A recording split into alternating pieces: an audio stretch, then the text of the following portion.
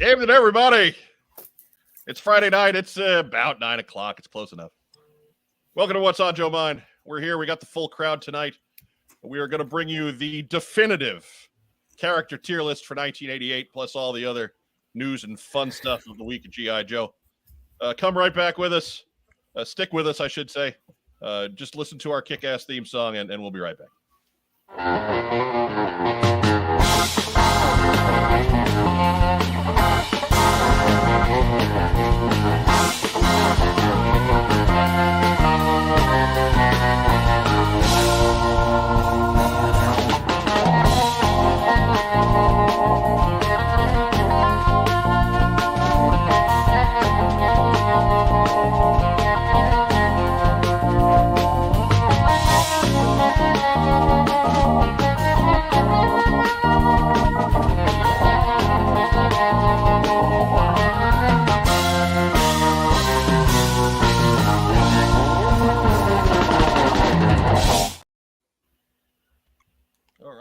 I got so many windows running right now that it took like 5 seconds for the theme song to show up on this end. I was very nervous. I was very concerned. Welcome to What's on Joe Mind, a fan cast in the world of G.I. Joe. I'm your host, Mike Irizarry. We got a full house today. As we said in the intro, tonight's the last tier list of 2022. We are up to 1988. I got to warn everybody in advance. We're probably not going too much further past 1988, but we might get another one or two. But we'll figure that out. We'll play that on here as we go. Joining me here again, full house from 2 rooms down. Normally he gets recognized last, but we'll throw him first today. Ragtime Rob. Hi. Top billing. That was terrible. What is happening? I don't know. Maybe he wasn't ready. He hits cleanup. He's like, why are you putting me first? That's like batting Aaron Judge first. Right. I mean, not like we don't do this every week or anything, and not that we don't have the opportunity to really iron this stuff out. But what I don't do every week is be missing 2 aides for 3 days and have to run, basically a lot of stuff by myself. So. Well, see, what you need is a shitty job in the tech sector where they don't ask you to do much. Yeah. And you work from home most of the time. Yes. I need one of those. People are always asking me to do stuff. File this, load that, wake up. I normally. But then I wouldn't be able to get stuff like this. Like waking up is one thing, but staying awake is something else entirely. Rob, what was that thing? Just something I picked up 2 years ago. Nice. On Yancey Street, no doubt. My Yancey Street Walgreens. It's Ragtime Rob showing off his 6-inch thing. That's right. Basically. Also, it looks kind of infected. Got to be honest. Lady. There are probably some children in the audience. Not anymore. No. Not anymore. Not anymore. Look, that's not on us after 11 years. That's not on us. And when they watch the video and see it's this, we get away with it. Right. Yeah. Right. There's nothing about what I said was untrue. Would have been creepier in the audio days. Yeah. Absolutely. Oh. That's a visual joke. Absolutely. Yeah. And he was part of the audio days for a couple minutes, and then we went to video because somehow we decided with this staff that was where we needed to go. I don't understand that move myself, but here we are. We're not going anywhere. The former head of marketing for the G.I. Joe team at Hasbro. It's the Hot Joe, Mark Weber. I mean, this was wasted on radio for all those years, right? It was time to. There's a reason why you and I are old radio guys, Mark. That's it, right? Yeah, time to let the ladies know. Hands off the merchandise. That's right. Honcho been off the market for a long time. No, I want the ladies on the merchandise. I suppose that's true. Yeah, over. Oh, let me get it right over there. That's what I'm talking about. That's right. Well, I mean, maybe Ragtime Rob too. I don't know. Hey, maybe she's got a sister. Right. I'm here to help. I'll be the wingman. Right? What's happening tonight? I don't know. It's online dating. I'm just trying to help. Welcome to whatsonjoematch.com. Right? Yeah. It's the match game. I'm your host, Mark Weber. Oh, if this were the match game. Phil Donnelly warns us that he's not going to do too much. Got too much going on tonight for me to stick around, but I've got you running in the background. Fine, Biff, you be that way. Well, doesn't someone think he's important? We know you we leave my Disney dealer alone. We got my Vegeta here. Right. He's here to type. Hello. Right. Don't upset him. Your Disney bookie. Now we're talking 788. That's right. Celebrity in the house. royalty. Something like that. Hey. That's the only place in the Joe community you're going to get a hooded Cobra Commander. To be honest. Yeah. So we appreciate it. He's got the right idea. What's on Joe Mind coming? Hide your hearts now. That's right. What I'm talking about. Because now you've all figured out what's causing all this. Yeah. I'm not assisting in any way. No, not yet. We know, Joe Colton. You've been on the show for 6 years. You haven't helped at all. No. Oh boy. It's not my job. And down on the corner there, she's the co-hostess with the co-hostess. The queen of G.I. Joe cosplay, Joe Colton, is with us 2 weeks in a row. Hello. 2 weeks in a row. What do we owe this unprecedented pleasure? It's the winter, no shows. Right. Yes, no cons. Well, I'm skipping cons right now, so I'm tired and I'm working a lot of hours. So no more. Somewhere out there, Cal Ripken's going, damn, that's 2. Joe is out of the corner like, what did I sign up for this week? That's what she says every week. Yeah. And then she says stuff like almond milk, show me the tits on an almond, and we all want she's playing you, man. She's playing you. It's Joe's week to watch us. So right. Yeah. Let me find that. There it is. Remember, you can get your tits on an almond t-shirt at the What's on Joe Mind section. That's tpublic.com/user/What's on Joe Mind. I like that you dated me when I said that. Right. Look, I want the swag shop to be a very interactive kind of thing. So if that's what Josiah Alcorn, our regular viewer, our loyal viewer, tagged it with. So I figured that was a good idea. Mm-hmm. Oh boy. I didn't get a t-shirt out of my beachhead line. That's my shining moment. So hey, color me jealous. Yours wasn't as sexy as show me the tits on an almond. It's got to fit within my limited artistic abilities, right? Like I can get if we put bikini tops on the almond, what are we gonna have to put on a beachhead crotch? Right. Yeah. I got bikini tops on an almond, and that pretty well maxes me out, right? Yeah, it's pretty good. I'm impressed. I'm more creative than I am skilled. Oh dear. We'll put it that way, right? I gotta say, there's some good-looking almonds. Just saying. Yes. Have some fine almonds. There is good-looking almonds. A whole lot of almonds. Almonds are a favorite. Anyways.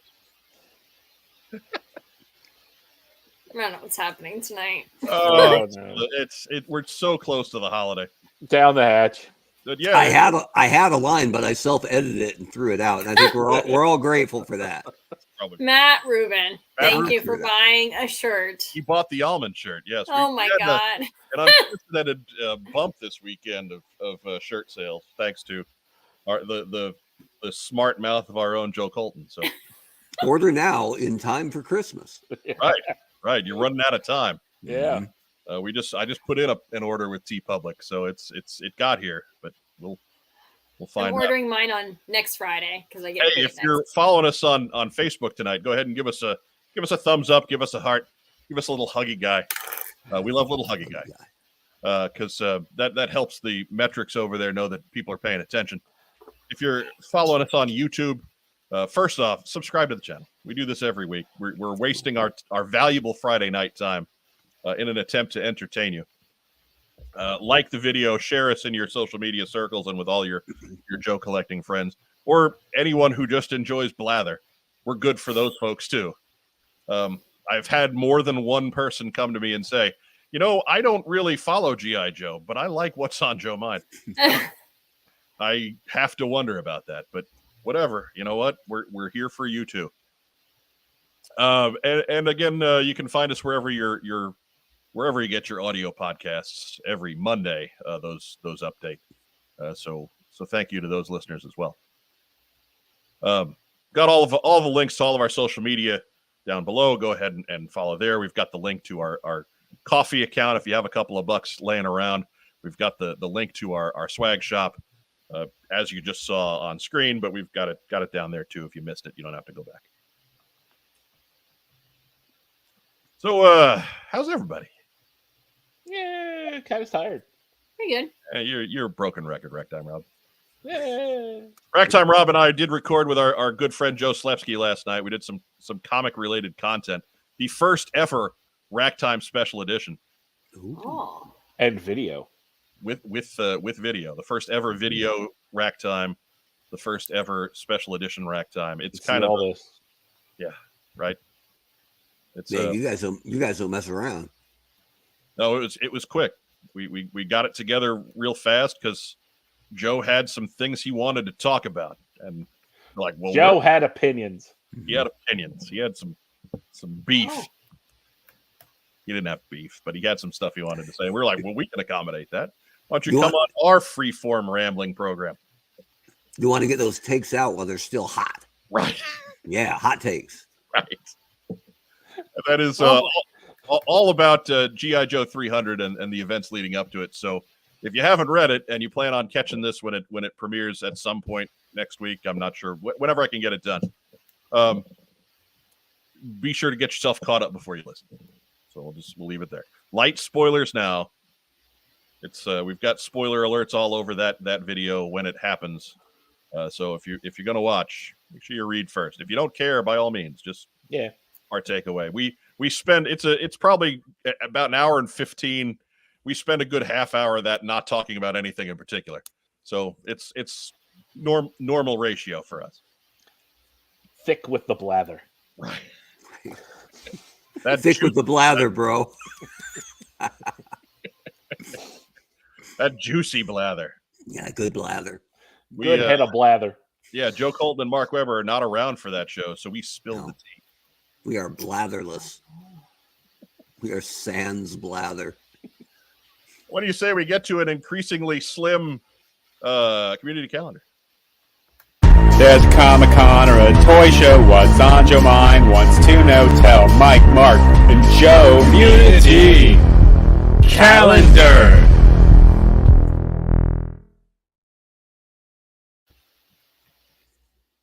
I love the bombastic theme song. Remember, if you have a show that you want to plug, what's on Joe Mind at gmail.com is the safe way to make sure that we see that one. There was a little while there where those were going to spam, and now that I know to look there, it hasn't happened so much. I wouldn't worry about it the next couple of weeks. I don't imagine there's going to be a whole lot of shows. Like next week, we're probably not doing community calendar. Right? There's not going to be not really anything out there to show. We'll get it. Anywho, come on, computer, don't fail me. Man. First up, it's Sunday. Toyman show is go at the Machinist. It's my birthday. Sorry. What? Sunday is your birthday, isn't it? It is my birthday. Big plans? Big plans? Going to Taffer's Tavern tomorrow. Nobody knows what that is. But... So he's the guy that does Bar Rescue. Okay. I've seen that once. I'm sorry. Reality TV, it ain't my thing. Is that a tradition, Joe, or is that your pick this year, or what's up? That's the pick this year. Very nice. That's right. It is. See, I don't know these things in advance. I'm bad about birthdays. I'm good about family birthdays, but I'm bad about normal, like regular people birthdays. It's not an important birthday this year. I was going to say, Wes told me he had an Irish joint picked out. Yeah. I guess you vetoed that. It's It's called McDonald's. Yeah. Snugs. No. The double dime. Snugs. Baby, it's your birthday. You get a 20-pack. I got a spring for an extra sauce.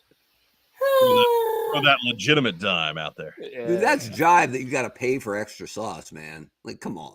Well, they give you what, 4?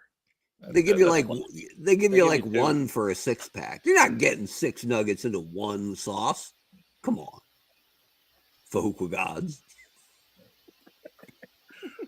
Sea nugs are so delicious, you'll want to eat one of them without any sauce. That's right. I'm sure that's what they're banking on. One time I bought sauce at McDonald's, then drove to Wendy's for better nuggets. I don't know if that's fair. Oh. Beta Ray Bob says the people in the next hotel room probably hate me because I didn't mute Community Calendar theme song. I think they probably love me for that. They're probably just jealous because they didn't realize what's on your mind. Oh. That's right. Whoever's in that room was like, damn, there's a party going on next door. You got that right. You poor man.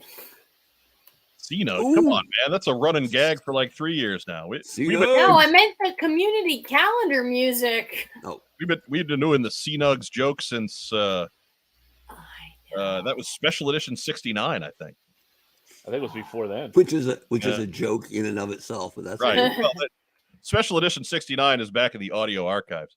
It is we use the number of the world's longest running gag to go over all of our previous running gags. So it's truly it's a masterwork, and I recommend it for everyone. You want to get a taste of all of the voices that have been on our show over the years. No. Special Edition 69 is a nice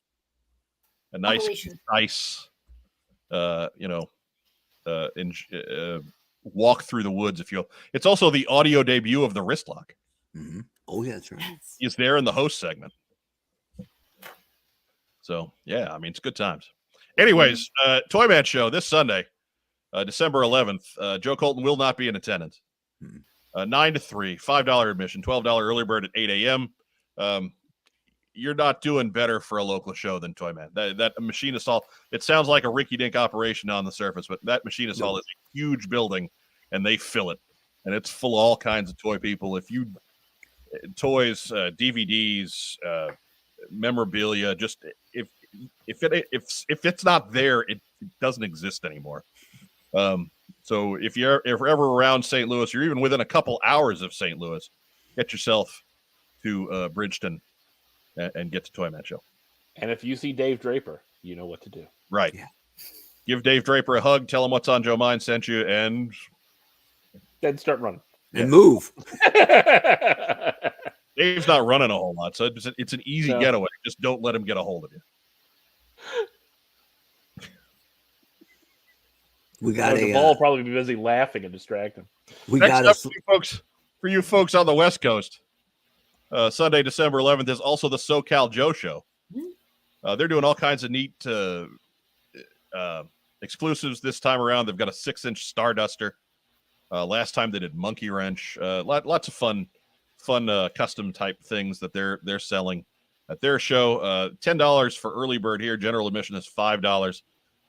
10 to 3 on that show with early bird at 9 a.m. Cosplayers and children under 10 are free. And when they say special guests, that's code for Philip Donnelly, who says he'll be there. That's right. I hope that Phil posts. I hope that Phil posts the directions on how he will be driving there. Yeah, how are you going to get there, Phil? He's probably going to take the 105. The 105? No, it seems legit. No way. It's going to be totally jammed. It's going to be jammed.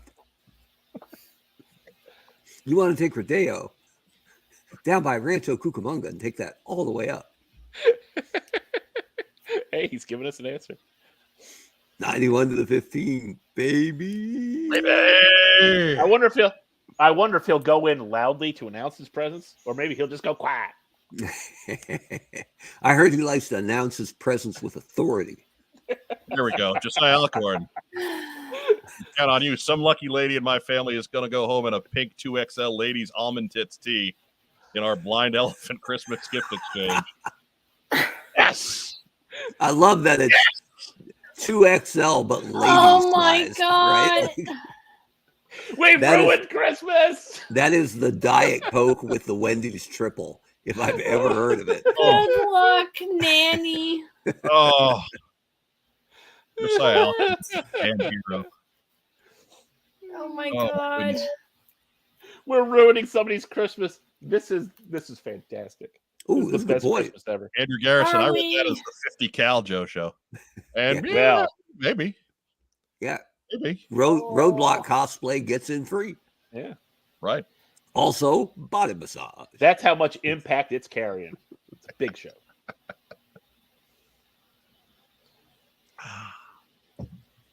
What's everybody else drinking tonight? Water. Vodka. No. Ice water because I'm a paladin. Yeah. 12 ounces of Grey Goose. Right. Earlier this week on Twitter, I offered our services to bring chaos, and really, it was determined that the only value Joe Colton and I would bring chaos. Mark and Rob are like decent people in some shit. That wouldn't work nearly as well. Pretty much. But Joe Colton and I, we're gonna bring we're bringing the pain. What you sigh all you want, you know that's true. You know that's true. That's why she's sighing. It's the resignation. That Canada is dry. That's it for community calendar. Aw. Plug your ears, everybody. There's a Comic-Con or a toy show. What's on your mind? Wants to know? Tell Mike, Mark, and Joe. Community Calendar.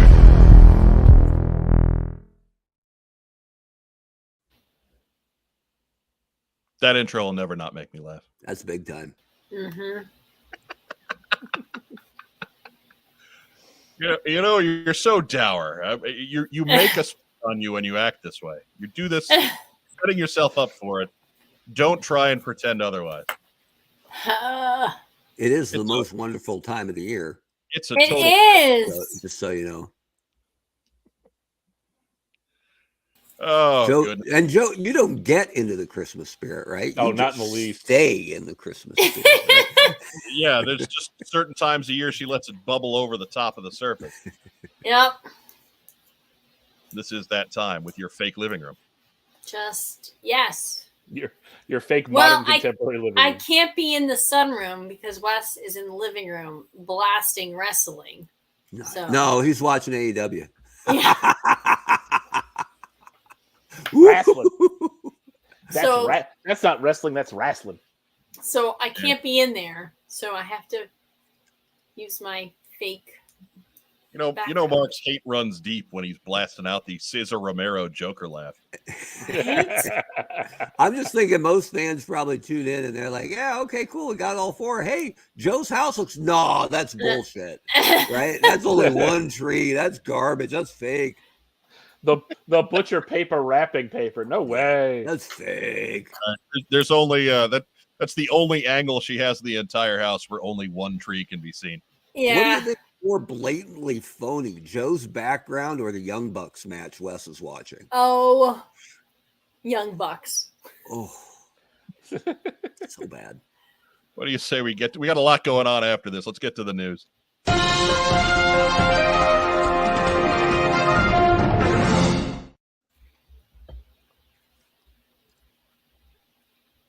Plays on those clips, they're really slow tonight. I am sweating it every time I hit one of those buttons. Absolutely sweating it. Whew. Don't crash modem. Okay. I don't think it's the modem. Probably not, no, but it's fun to have an appliance I can turn to and scream at, so that's what I'm going with. Yeah, it's Anyway. no fun when you do it to the toaster. Oh, well, a toaster can get me back. News, of course, is brought to us by Kokomo Toys, who are proud to present Chunky Tank Kitty and his Meowler Tank. That brings us to our first news item. Do, do, do, do, do, do. Yeah, we first told you about it last week, but this the reminder is up on Kickstarter for the impending Total Action Force: The Battle Years softcover edition from Brian Hickey and Patty Lennon and others who pitched in on that book. If you missed the hardcover the first time around, it's the same book, just in softcover. Lots of folks really only got to know about this project when Volume 2 was on its way. This is your chance to go back and fill in the battle years, the pre-Hasbro Palitoy UK exclusive content that was going on in the UK. So absolutely a must-have.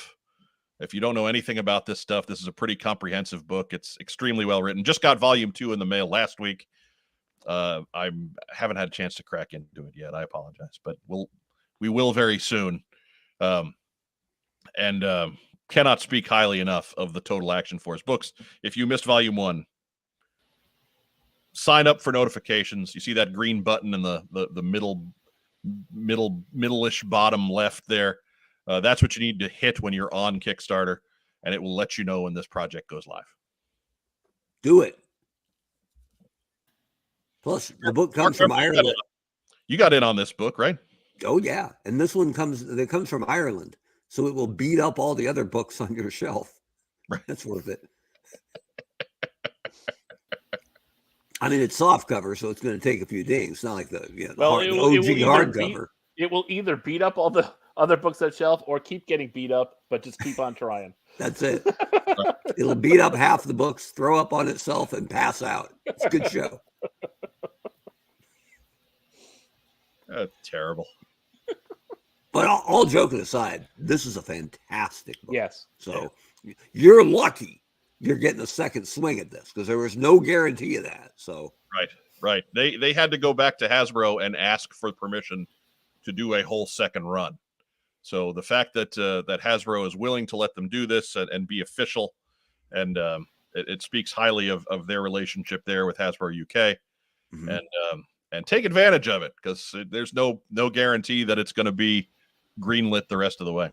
Right, because sometimes Hasbro makes decisions that cost them money. Like buying an animation studio. Zilla has the hardcovers, and he highly recommends them. See, we can tell you all we want, but the fans, you should listen to the fans. Absolutely. Racktime Rob does not have these books. He's been mooching off of mine. Yeah, but he's got 8 billion Batman comics to trade. Yeah. So, yeah, fair enough. He does have an entire library of comic book based reference material. I would stack his collection up with any library on the planet as far as comic book reference material. He has books about comic books. To say Alcorn asked the legitimate question: does Hasbro know? Unclear. Well, based on what I got in the mail yesterday, yeah. Unclear. I mean, we make fun, but I mean, there were years where there was no product and no known plan for when it might come back, maybe. So, right, we are a little bit spoiled at the moment, I think. A bit of an embarrassment of riches, yes. Yeah, I remember. I mean, back from the inside, I remember asking, "How many items we get this year?" 4. Wow, almost 4. onto a second hand. They said, "Yeah, it might get cut to 3." I'm like, "What other brand loses a quarter of their items?" Just us. Yeah, Roadblock gets a flashlight this year. Yeah, who needs it? Nerf. Oh, okay. Oh, well, there you go. Their There's a lot of variety 310 items aren't enough. They really need that 311th to just kick it over the edge there. Look, they need to make a dart with blue foam. Not just the yellow foam, blue foam. No. Nerf needs it, but they're going to make a G.I. Joe blaster, and it's going to be awesome. Yeah. Is it? It's Really? going to look like all the crayon shavings threw up on it. Signs point to no. Next news item.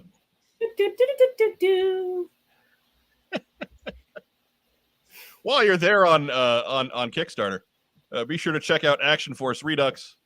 This is a compilation of comic books from our friends at Rising Sun Comics and Blood for the Bear, and this is to publish issue 4.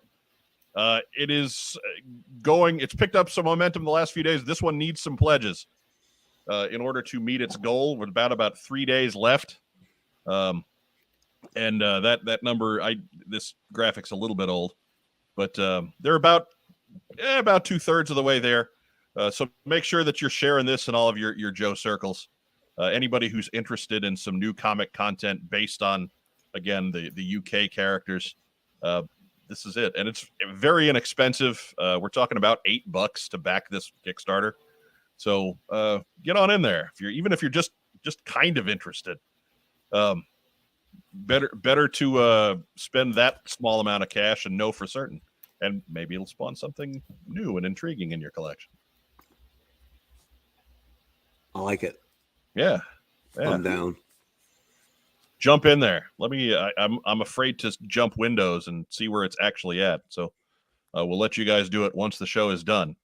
But yeah, go on, click in there, get yourself back Action Force Redux issue 4.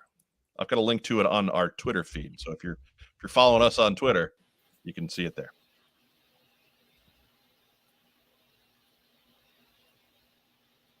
Okay. Am I typing it in a side window? Maybe. I don't know. Brian King asks, why would you do a Kickstarter this time of year? Because it's about $8. Yeah. I mean, yeah, it's $8. Because you can. Right. You got to do it sometime. They probably stand a better chance. You stand a better chance getting $8 out of somebody right now than you did in the middle of all that late summer business that we had going on. Where you just get lost in the shuffle. So, next news item.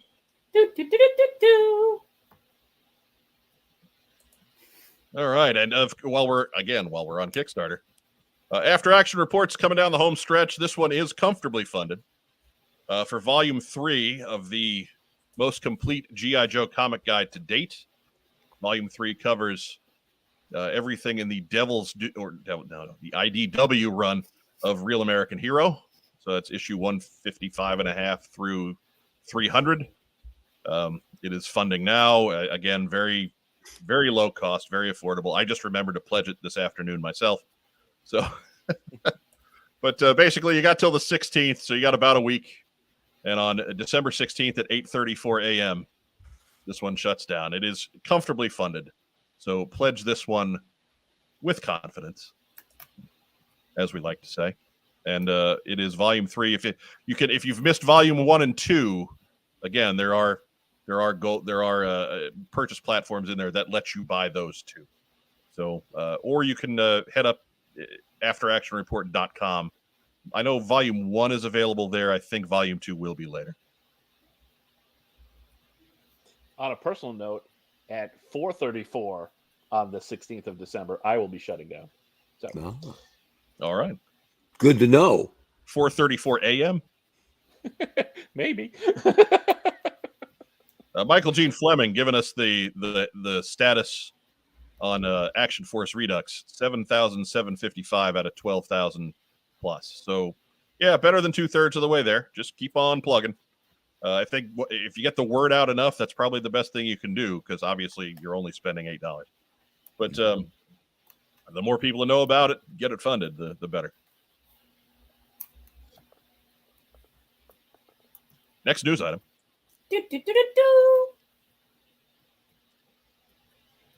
Robo Skull Mark II backer kit closes at the end of the year. We have all the details on the product way back on What's on Joe Mind 188. If you pledged the Kickstarter, or if you don't know anything about this and are just interested, be sure to hit up Skeletron's Facebook page, or you can, again, watch our old episode. The website you need to head to is roboskull.backerkit.com either way. If you're brand new, if you didn't know anything about it and you weren't part of the Kickstarter, you can purchase in now until the end of the year. But it's a great project. Lots of fun stuff there. Again, very heavily tied to the mythology of the old Palitoy Action Force stuff from the early 80s. But it looks like wonderful product coming our way from the folks at Skeletron. And get in before New Year's. Take that Christmas bonus. Get yourself some flying skulls. Sound good, Joe? Mm-hmm. I mean, it's probably going to be big enough to be a coffee table. So Yeah. I'm in for it. I need a coffee table. Just put a piece of glass on top of it. It'd be perfect. That Action Force Kickstarter just went through the roof, just letting you know. There you go. Yes. Charles Kevin Porter reminds us, Steel drones before Christmas. That is true. If you backed the Kickstarter and you got the Skeledrones, they're supposed to be in before Christmas Day. So good news if you back the Kickstarter. They're still available to you if you didn't. If you're just going to order them now, but you're not going to get them before Christmas. So very, very cool little surprise on the Robo Skull campaign. Next news item. There's no more news item. That's it. No more news item. That's all. So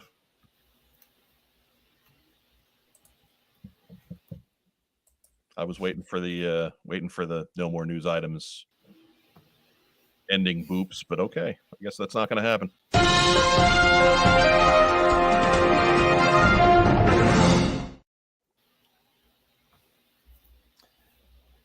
A little bit better after I close that extra window, but we'll... I got an idea. We need a new sounder with some lyrics that's real low and subtle, so people have to turn up their headphones to hear it. They're like, what are they saying? And then after about a month, we debut the real version and we just kick their ass audibly. That's a quality idea. We just roof it and just annihilate the audience, and they won't be able to win friends and influence people. They won't be able to hear anymore, but they'll still tune in. Well, they'll have to, because we'll be the only ones playing audio loud enough for them. That's a good point. Dear God. That's a good point. Maybe we can have a dog whistle somehow that annoys everything in the house. Speaking of, the family will be back mid-show, I think. So you will hear the Emma alarm system that has kept our house safe for 2 years. So be ready for that. Also loud and overmodulated, so it'll fit right in. What do you say we take a minute and take a word from our sponsors before we get started on the definitive character tier list from 1981? We buy, sell, and trade vintage and modern toys. G.I. Joe, Star Wars, Transformers, Marvel, DC, and more. Located in beautiful downtown Kokomo, Indiana, we are open every Wednesday through Saturday from 12 to 5. It's a theme park of nostalgia. Join the thousands of people who have traveled from all over the Midwest for over a decade to buy and sell with us. Get your geek on. Get your geek on.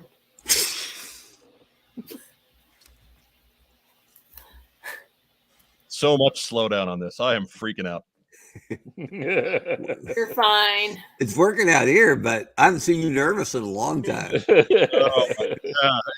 It's one thing. Like we have a history of the occasional hardware problem causing technical difficulties during our show, and I think when those incidents have happened, we have soldiered through with aplomb. I think we've distinguished ourselves for being able to continue our program in the face of such difficulties.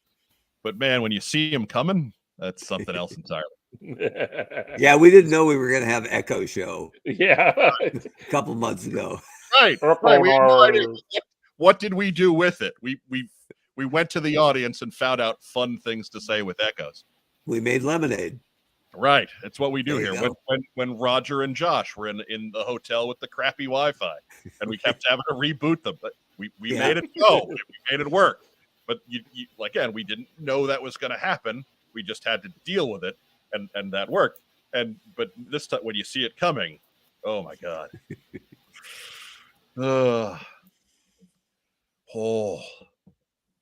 Bothers me. I'm a much more improvisational person. And again, Mark, you're an old radio guy. You're used to shit breaking. Old at least. Yeah. Right? Yeah.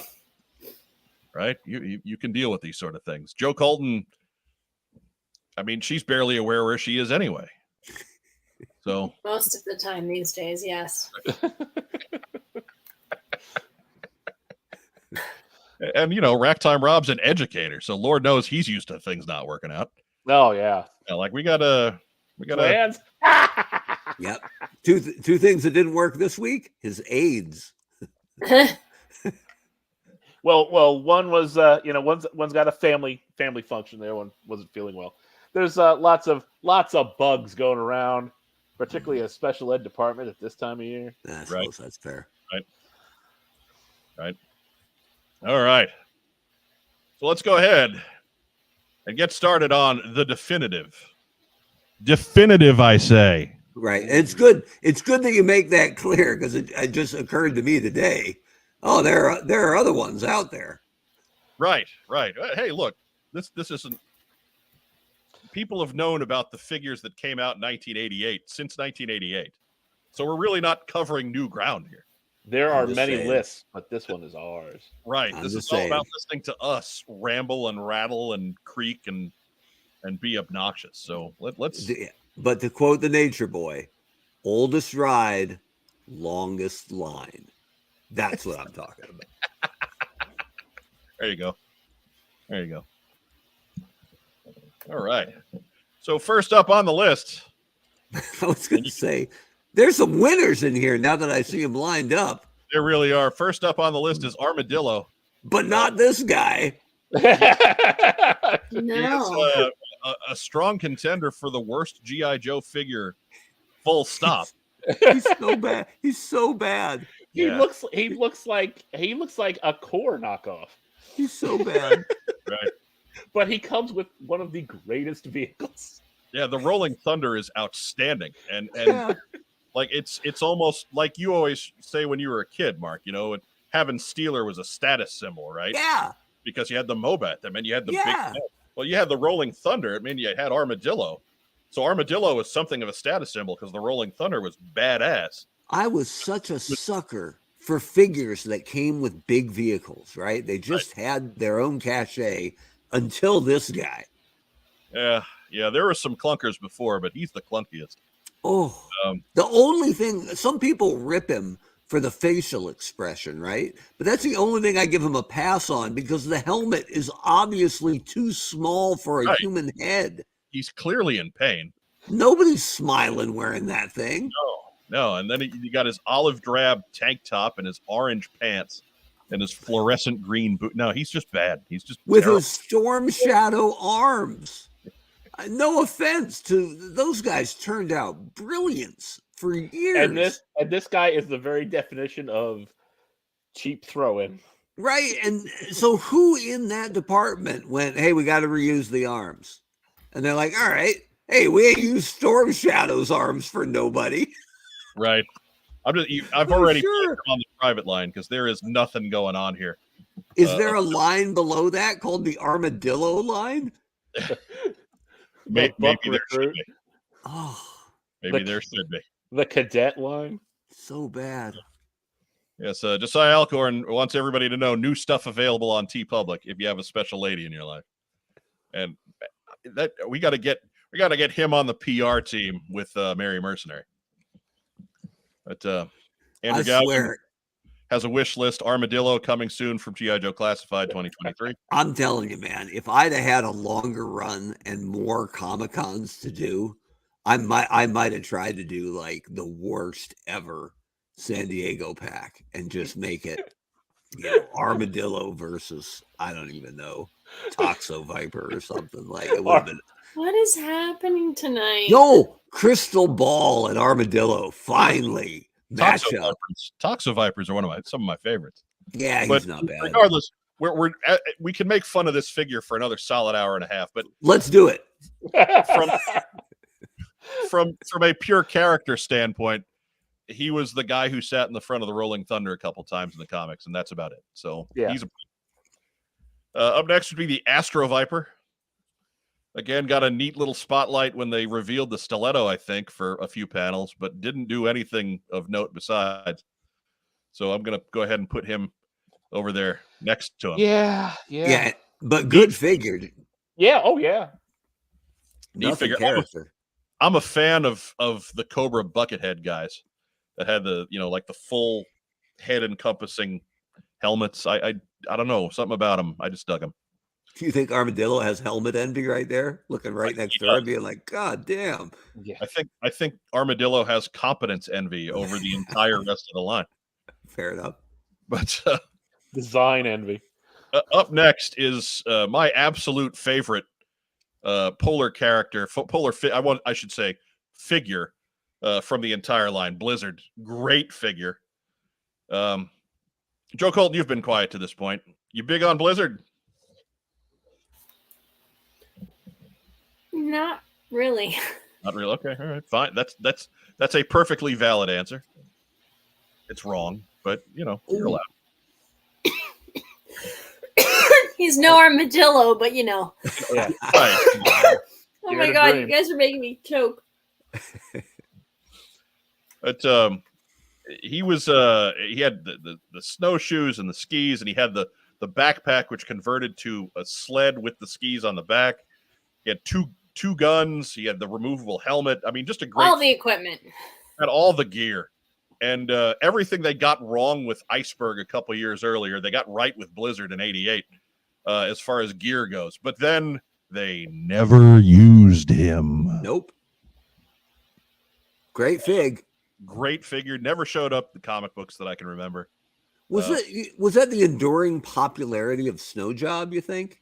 I think that so. They never, most guys they kind of wrote out, right? You saw less Flash once Sci-Fi was around. You saw less Flash once issue 10 was around. Yeah, that's true. I was trying to be nice, but Snow Job kind of was the default snow guy forever. Right.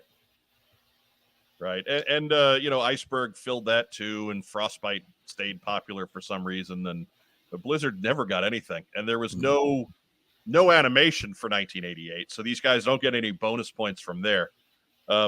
As much as I like Blizzard, he's kind of on the private line with the rest of them. He can be the best figure on the private line. Right. I mean, it's this isn't about how much we like figures. This is about the impact of the characters in general.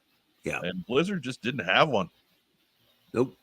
Even now, it's like if you tell fans to name their five favorite Arctic guys, and Blizzard might not make that list simply because they don't remember him. Did he ever get remade? I'm trying to think. There was a Tiger Force Blizzard in the UK. Which was a joke in and of itself, right? The Yellow Snow Blizzard. Come on. Right. They kept cranking out snow stuff, but not Blizzard. Yeah, I have a Tiger Force Blizzard. Dave Tree gave me a beat up one, and he lives in my backpack. And every time I travel, Yellow Snow Blizzard is with me. There you go, for good luck. Right, and because Beachhead would break. Well, I mean, honestly, a Beachhead would be a lot easier to replace than a Yellow Snow Blizzard. That's a good point. But yeah. So, anyways, moving forward, up next is perhaps one of the more incongruous members of the G.I. Joe team, Budo. He's stupid. Private. What? And our first disagreement. You're stupid. He's a dumb idea. You're a dumb idea. Man. So Joe Colton, defend Budo rather than insult Rob. He's better than Armadillo. That's stepping over a low bar. Everybody's better than Armadillo. So oh my god! You know what? I'd rather have Armadillo because that meant I had the Rolling Thunder. If I had Budo, you know what that means? I've got Budo. Right. Well, I mean, let's try to place Budo in context a little bit. Budo did do a little bit more in the comic books than any of the folks we've covered to this point. He did. He didn't do much of note. He was usually just kind of riding back up to whatever the main characters were doing. Like he was part of that one special missions issue where they were showing training. But I mean, Budo's just kind of a guy. So he was a little bit more visible than Blizzard was, but I can't say he had any more of an impact than Blizzard did. I would put him corporal. There's a little more going on for Budo than that bottom line, character wise. I'll take and that. For me, man, he was always on my front line, right? getting shot and killed right away, but Viper Scout has bad spell check, but Buford was a player in Devil's Due. Buford. We got you, man. It's okay. Was that his real name, Buford? No, it was not. And it had a great introduction in Real American Hero. I'm not going Sergeant there. I'm going to disagree with you there, but I think that does highlight enough to make Corporal. I think the comic fans are gonna recognize Budo, and I think that's going to put him at the Corporal line. And that private line is going to get full. So yeah, but I mean, hey, if that's what it takes, that's what it takes. Fine, I'm not concerned about the length of the private line, but no, I think Budo he doesn't clear that bar by much, but he clears that bar. Kyle Jesse, that's Budo's name. Okay, all right. So not Buford. No, not well. It doesn't have a middle. No, middle initials B or A. So yeah, just bad spell check. It's okay. Okay. Up next is Charbroil. Charbroil was the second flamethrower on the team. So even further after the Geneva Convention banned flamethrowers. We're still playing with tanks full of jellied gasoline. Right. Mm-hmm. Right. So Charbroil, again, as a character goes, he was a perfectly fine figure. I kind of like the figure. He's got that. He's the closest thing that Joe's came to the bucket-headed cobras I was talking about. So I got nothing against the figure itself, but he didn't do a whole lot. Somebody convinced me that Charbroil does not go on the private line. There was an issue with special missions where he pulled a trigger on the flamethrower once. All right. Ooh, Mr. Cotta. You don't have to put your hand up, Webb. Just say. I hated this goddamn figure. Oh, Jesus. Bug helmet. Well, let's start with the fact that he's taupe with mustard highlights on the uniform. Oh, he got a silver bug helmet, a jackass backpack with a 5 foot wide cord. Like he must have drained that thing in 10 seconds. And he couldn't even hold his gun. Double two handles on it. And he can't hold it. And he's stupid. Flames. He's got a dumb fat head. I do not like him. He smells. His mother dresses him funny. As they said in Hollywood Shuffle, Charbroil gets the finger. Oh, God. Hate that guy. Says, hated that figure. Because flames are better than bullets to 80s moms. Well, oh, God. Well, but yeah, Charbroil is very much a private.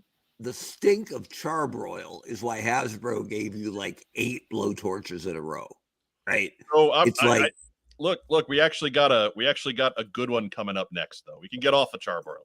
All right, Destro. Sure? Charbroil sucks. Destro and his gold fat head. Fat head. And his unibrow. Man, and I thought I disliked Budo. Right? Oh, Charbroil. It was stupid. But anyway. Destro is one of the few guys that we're covering tonight that had any kind of presence in the animation in this uniform. Yes. He did make it to the Deke series dressed in his Iron Grenadier garb. He remained an incredibly prominent member of the comic book. I have no problem with shooting this Destro to the top of the heap, just like the first one was. Through the roof. Yes. Yes. Destro is still just as important to the series in this outfit as he was in the other one. And there's hardly any guys, Snake Eyes maybe, where the second version was superior to the original, right? This is a great figure and a great change in an update to the character, right? When Destro was like, I'm going to do it on my own. Yeah, he had those funky 80s boots, which I still hate, but the rest of the toy I dug quite a bit. The funky cape off the one shoulder and the sword, and every bit about this was cool. Yeah, just again his weird 80s disco boots, because again, taken away from his weird 80s open chest shirt from the first figure. I guess we know where Destro spent his teen years. And I think it's a proper respect to put him up there at General, far away from the stink of Charbroil down at the bottom. He had to sit next to him for the last 2 days with that graph I don't think we've ever talked about how much charbroil sucks, because how often do you bring up charbroil? Why would you talk about how much charbroil sucks? There's a perfectly good blowtorch right over there. So why would you talk about charbroil? How do you feel about Night Force charbroil? I mean, it's better because the colors are better, but still can't hold that damn gun. Right. Even as a kid, I would see a gun like that and go, I'm never putting that in his hand. Right? Never. And I am not ripping on the basic, designers and guys and engineers who worked on Joe at the time, because they've turned out brilliant year after year, but not this guy. Hey, let's give him a gun he can't hold. Not everybody bats 1,000. It's part of the human experience. Man. Up next is the Ferret. These are the guys that drove the Demon in Destro's Iron Grenadier Army. I think, as with most of the army builder types, especially the C and D list ones, I think we just drop him right on the private line without a whole lot of discussion. Black and red on top, khaki pants on the bottom. And one of the worst names, right? That was already the Cobra four-wheeler, right? Not that long prior. And Ferret, right? Ferrets are those little cute, mischievous things, right? Like, there's nothing intimidating about that. It was a bad name for the four-wheeler. And now they're reusing it like 4 years later. Ugh. Yeah, I didn't mind it for the four-wheeler. I didn't think it ever fit him. No. When you got to, not when you're driving some multi-cannon thing called a Demon. And he's got Iron Grenadiers and he's got nullifiers and the Ferret. Yeah. He might be Armadillo's arch rival, right? Because they both drove just kick-ass vehicles and just sucked. Oh, I'm taking Ferret. Ferret is 10 times as good as Armadillo is. Armadillo's part ninja. Both arms. Anyways, I'm gonna self-censor the next joke that came out of my a couple of podcasts that I've guested on in the last couple of months where I would just let that one fly, but I'm gonna hold it back on my own. Hey, don't poop in your own house. Exactly. That's right. I'm not gonna crap in my own mail sandbox here. But up next is Ghost Rider, provided you remember his name. Ghost Rider, I think, gets off of the private line. Oh, yeah. Because there's not a whole lot of character there, but there's a running gag connected to him that has been repeated over and over and time again as recently as this month. Mm-hmm. That's issue 300. Right. Yeah, that nobody remembers his name. And I think it's a nice little piece that Larry Hama has put in the comic books. And it's associated with this guy, so it gives him something. It's not much, but it's something. I'm so biased on this guy because I loved the figures that came with expensive vehicles, and I loved the pilots on both sides. And the soft goods scarf, phenomenal. Yeah.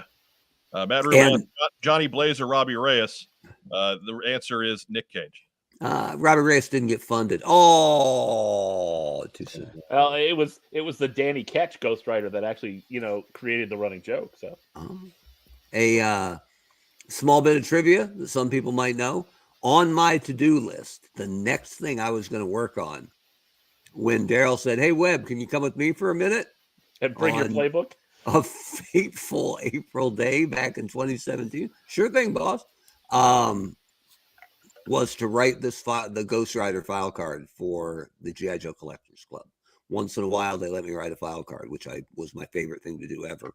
And I got, after I called Brian and let him know, I said I would love to finish that file card. And he said, absolutely. So that's actually the last thing I did for the Joe brand. Was write the file card for the FCC Ghost Rider figure. So that there were they still able to call him Ghost Rider on that file card? Or? General. No, what I did, I had us write out something similar, like Ghostbuster or something. Not the actual one, but a way that some of the letters would look right. And then we redacted it on the file card. So instead of giving them a bogus name or going, however you spell that, we actually wrote it out and then redacted it. And I thought that was fantastic. That's nice. Such a good idea. You know who came up with that idea? This guy. Just saying. All right. There you go. So That was my guess, but it seemed a little obvious, so I held back. Yeah, I just thought maybe I wanted to throw you a curveball. Like, is Webb going to give credit to somebody else? No, No, not today. That's why it seemed easy. Yeah, so, next week doesn't look good either. I love it that Weber's just a total Boy Scout. He's here trying to play the prick tonight. It's fantastic. Yeah, it's a heel turn, right? Yeah. So I got him on the corporal line. Yeah. Because he's kind of a nothing character, but he's got a neat hook. There you go. There we go. Great. Yeah. Fig. Otherwise, he's just nothing more than, I'm the guy who flew the stealth fighter. Great fig, though. Yeah. Oh, neat. He is a great fig, and he's just kind of Ace's backup, but that's still a good place to have. That's fine. Up next is Hardball. Hardball seems to be divisive. Like, I liked Hardball. Mm-hmm. Thought there was a point to him. He was a grenadier, and he had a good look, and people are just really hung up on this baseball jersey because the guy who just walks around blowing the shit out of everything with grenades apparently needs stealth. Right, because the Joe fandom can't quite accept Hardball, but Bazooka's okay. Yeah. Right. With his crappy little weapon. Come on. I don't understand the hate from the Hardball folks there, but I always liked Hardball. Me too. But much like Blizzard, I'm not sure if he really made that much of an impact. Yeah. When I walked around at what was my first JoeCon, and it was working for the brand, I asked everybody pretty much, what's the one guy you want to see made who hasn't been made in, the modern style? And the two winners, far and away, were Fast Draw and Hardball. Not that they were the most popular guys ever, but they were what people really wanted, the diehards at JoeCon, for what we hadn't seen yet. And man, if I'd have gotten to it, I was gonna do Hardball with an update. I was gonna make him more military, but still with the ball cap with the Joe Golden Star logo on it. And I think it would have been awesome, but never quite got there with the what was it? Oh, the item count. Oh yeah, and I wasn't there that long. So those two things kind of hamstrung some of those plans. That Slaughter's Marauders set. Yeah. Yeah, the last JoeCon he was part of the set. Yeah, which is fine. I'm glad he got made, but I would have done a little different. Because the jersey bothered me a little bit too. I love the ball cap. But the jersey bothered me. Jersey didn't bother me at all. I mean, we had all sorts of guys wearing weirder stuff. So yeah, I had no problem. This was one of those guys too, though. Slamming the engineers and the designers again. His awesome cannon. Like, I look at that like, there's no way I'm going to put that in his hand. That is a thumb Widowmaker if I ever saw one. The problem with that cannon, and coming from like our brother, our Jimmy, had Hardball, and now it's sitting in a small tub not far from me. He's still there. His thumbs are fine, but the stock on the gun. Yeah, you couldn't do this, but I mean, you could put that in his hand, no problem. With the stock on the outside of the forearm, you could do that, but even if you look at the little thumbnail inside the chart there, you can see the stress mark on it. Yeah, that's true. So that was really more the catch with Hardball. Joe Colton, you got any thoughts on Hardball? No, I'm good. No, nobody really has thoughts on Hardball past what we talked about. So as a character, that kind of makes him a private. He's kind of Dullsville as a character. He's very Dullsville. It's too bad. He had a nice story on the file card. They just never did anything with it. Interesting stuff. I'm surprised maybe because Larry was too good of a writer. I'm surprised no bad writer ever got a hold of him just to have him go, pin down the foxhole. Come on, boys, it's the bottom of the ninth. We got to put some contact on these Cobras. I'm sure if Deke had come a season earlier, that would have happened. That's a good point. Next is Hit and Run.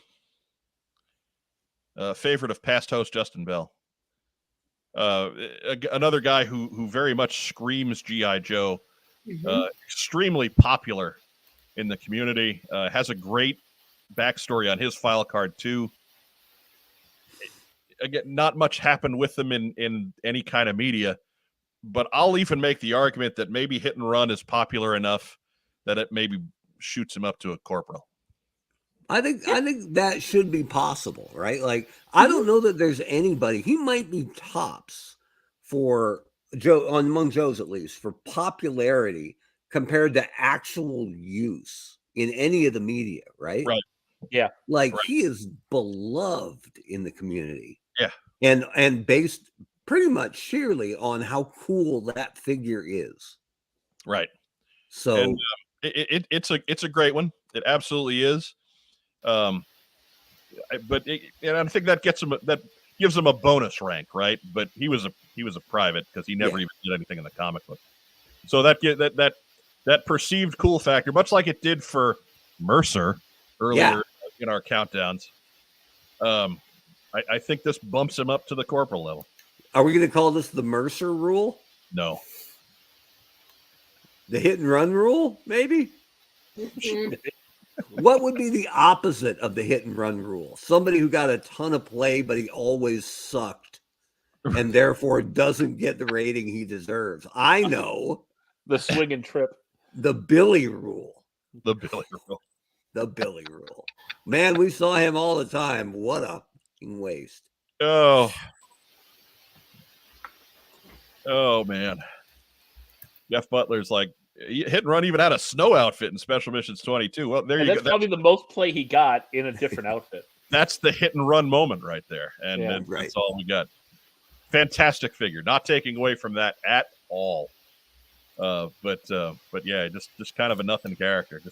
He filled out the squad in a couple issues of Special Missions. And that's about it. A figure that would have fit very much into 84, 85, type of. Sure. Yeah. Great duffel bag. Yeah. Oh, with the rope? Yeah. Oh, yeah. Up next is Hydra Viper. Another edition of fantastic figure that never really did anything. Trailblazer. Right. Like the story is eels with genetic modification, but eels were cooler. So why would you stop using them? Yes. Yeah. He had the funky hand, though. He had the funky hand. He had the webbed hand. He had the pet stingray. I have a couple of Hydra Vipers. They're really nice figures. They're fantastic. But as a character, he never really did anything. He didn't even show up in the book that often. I don't know. I can't remember if they showed up in the book at all. Demon of the Deep. Right. We got Iron Grenadiers next, and most of the time, army builders go right on the private line. I would say that there were enough individual Iron Grenadier characters that it goes a bit like the Crimson Guardsmen. We got Crimson Guardsmen got a bump because there were specific characters who happen to be Crimson Guards. And maybe the IGs play the same way. Somebody talk me out of that. I'm going to talk you out of that concept, but kind of propose they're like the Crimson Guard in that their creation, their existence, adds a significant layer to the Joe mythology. But I don't know that I don't know that there's a lot of individual Crimson Guardsmen other than like Sergeant Major, who Destro would occasionally talk to. And he was just, his characterization is, I'm the guy that Destro talks to. Oh, Crimson Guardsmen, you had Fred. Now the Crimson Guardsmen, you have a lot of individual things, but their existence owes an awful lot, adds an awful lot to the Joe, world building the Joe universe. And I think the Iron Grenadiers also do the same thing in their concept and the fact that they're Destro's private army. He split off and, it's a turn, it's a direction that the story can go. So I think that makes them, interesting, a much more interesting, idea in that concept. I don't know that there was a lot of individual Iron Grenadiers, but Rich Cohan says that the Hydra Viper showed up in Deke. I thought those were Undertow. Yeah, but I mean, the Iron Grenadiers are important, I think. So yeah, I mean, I'm willing to bump them up to corporal as well. I think they're an important enough idea. They could be like a sergeant. Sergeant, yeah. I think they're definitely up from private, especially because they're one of the few army builder types that never got replaced, right? It wasn't like, okay, well, now he's got new guys, or here's the new IG.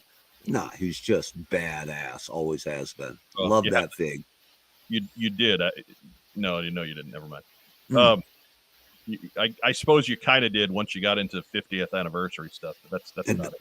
that guy was awesome. The heavy weapon. Yeah. Yeah. I'm like, he was pretty badass. Yeah. But anyway, so I guess the line then is sergeant or corporal. I don't think he's got enough personality for sergeant. I would lobby for corporal. I would lobby for corporal.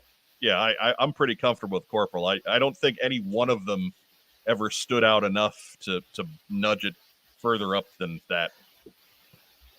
But I mean, it's I'm just making the case. The idea of the Iron Grenadiers. Well, sure. The When you trooper. figure that most of the army builders wind up on the private line without anything else being said, I think the fact that this guy's a corporal does speak a lot. But I don't think that there's any one of them that's important enough.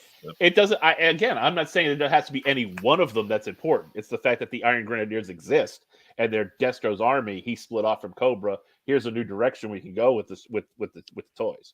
I guess. I mean, look, Cobra blue shirts were corporals. Cobra Vipers were corporals. I'm okay with. I thought we had them higher just because of the significance of them. Maybe. I don't think so.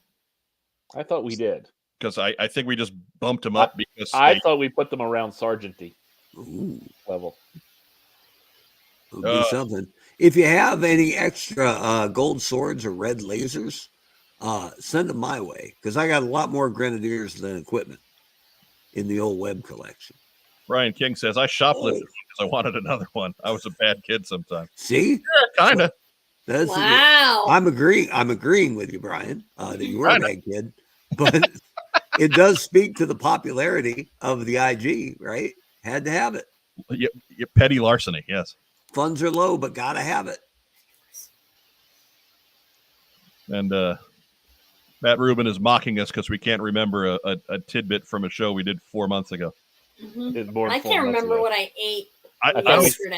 I don't see Matt Rubin bailing us out with answers, so I ain't gonna take no abuse. Why don't you look that up there, smart guy? I do remember Wilford Brimley getting the shit kicked out of him in the firm, though. Just it's a life-defining moment. Tom Cruise's middle tooth shining in the moonlight. Just take that, Wilford. Just whipping the crap out of him. Just beating the oatmeal out of him. Stomping a mud hole and walking it. Next is Lightfoot. Lightfoot had a moment or two, which probably gets him off the private line. Does it? So yeah. Bad. Yeah, I mean, that helmet is... You're so nice today. So bad. If you say so. But he did get captured and tortured, and then he had to go through training again, and then he popped up in Paul Aller's book. I mean, granted, different guy, but still Lightfoot. So, I mean, if we're gonna,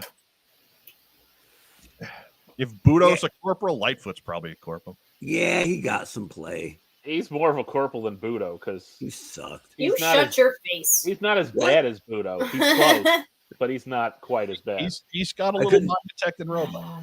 Yeah, like I said, Lightfoot has an actual real job. You're as killing opposed me. To, samurai cosplay. You're killing me today. The problem when Rob and I talk at the same time is we don't know who Joe's disgusted with. It's Rob tonight. You're accusing him? Okay, that's fine. As Rob throws the cosplay line on there just to stoke more fire. Jesus. I'm not You're making fun of cosplay. I'm making fun of Budo. You did have a long week at work taking your life in your hands like this. Right. So you're gonna throw cosplay out there just dripping with sarcasm when it's in her frigging name on a team with Snake Eyes and Storm Shadow. Here's Budo. Yeah, he's Wheeler Yuta. Hey, I went. That's Wandering says definitive, eh? Yes, definitive. Yeah, watch the other ones. Third wheel right there. Watch the other ones and compare. We were screaming at each other on a couple. I'll take the Pepsi challenge anytime. Hello, everyone. Hello, Yojo. Hello, Yojo. See, Viper Scout. Lightfoot was my first figure I bought. He has a special place in my heart. There you go. A little bit of Lightfoot love. Yeah, but to make up for the Iron Grenadier Brian stole, he put his Lightfoot back on the shelf. So it's all good. So, barring any serious objections, I've got Lightfoot as a corporal. That's Fine. Okay. We've already spent too much time on Lightfoot. We've talked about him more than he had in his entire G.I. Joe career. He still sucks. No, he had a couple issues. I listed them off for you. It's more than Budo. He sucks. Up next is Muskrat. Again, not much, but he showed up a lot in his run. He did. Not that Muskrat was given a ton of personality. He was just kind of guy who filled out the squad, but he was guy who filled out the squad a lot. He's kind of private corporal line, and I'm willing to take arguments one way or the other. I go either way. That's not helping, Joe Colton. What do you think, Racktime Rob? I'd put him more of a corporal than Budo. Or Lightfoot.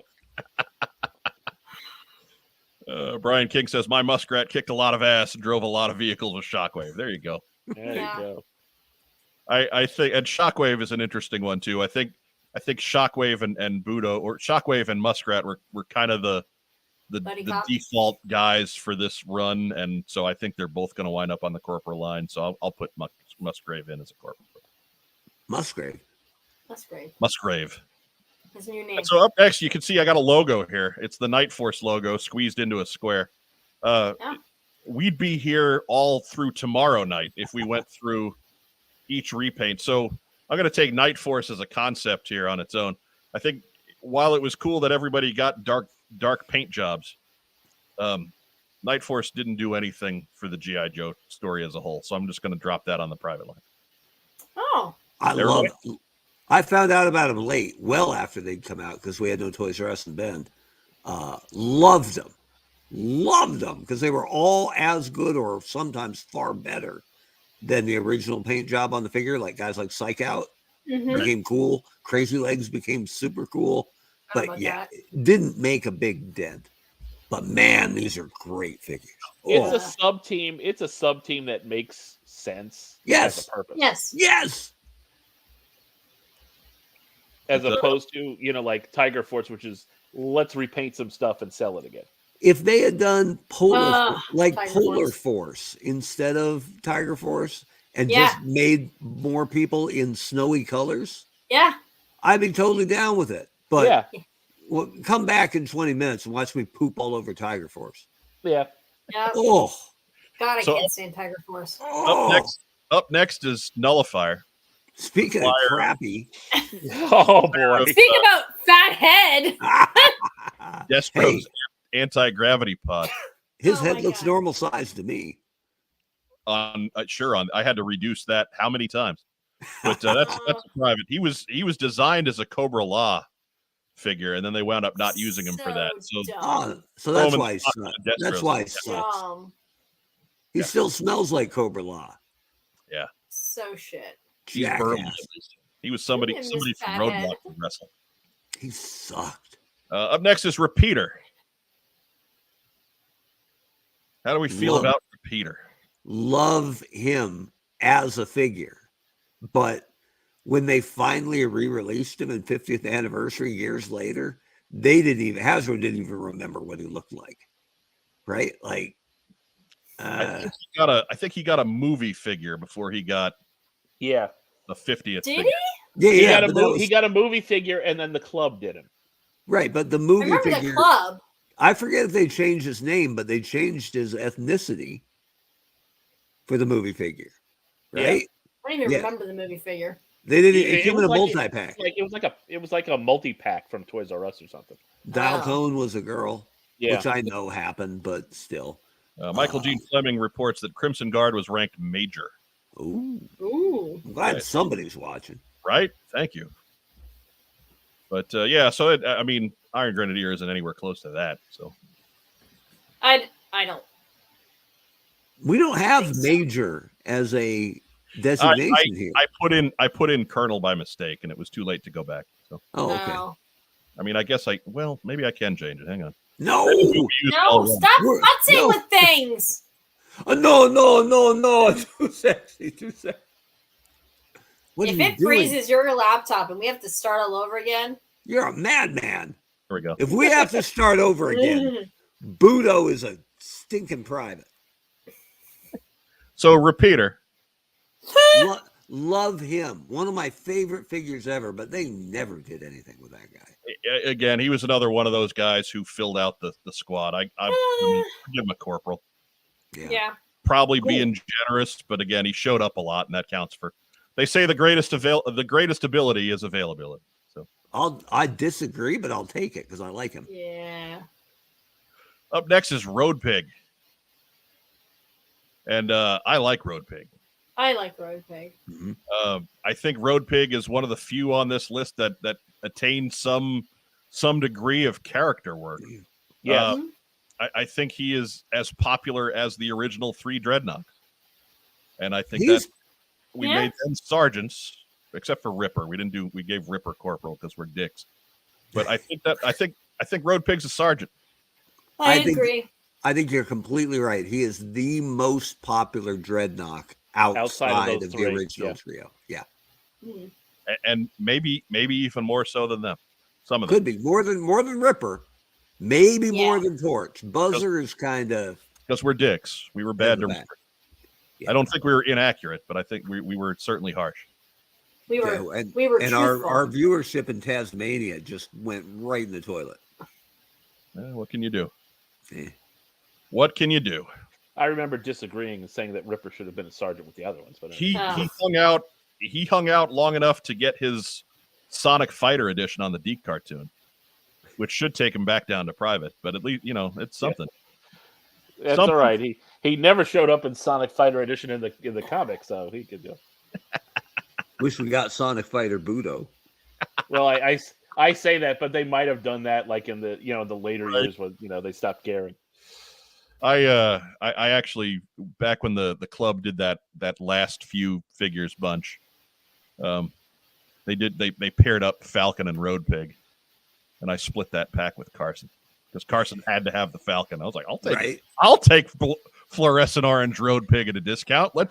I'll take spray tan Road Pig. Let's do it. K-Dog has some unsettling news. We give him a Jogasm every week. Love this show. I think they have pills for that. Right. We appreciate the love, but that's terrifying. Yeah. Phrasing. Our fans love us. Phrasing. Crocodile Joel McMullen says Tasmania is the Alabama of Australia.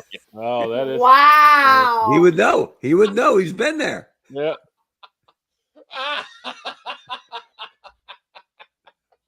So wait, Australian Beachhead is from Tasmania? Is that what we're figuring out here? Absolutely, he is.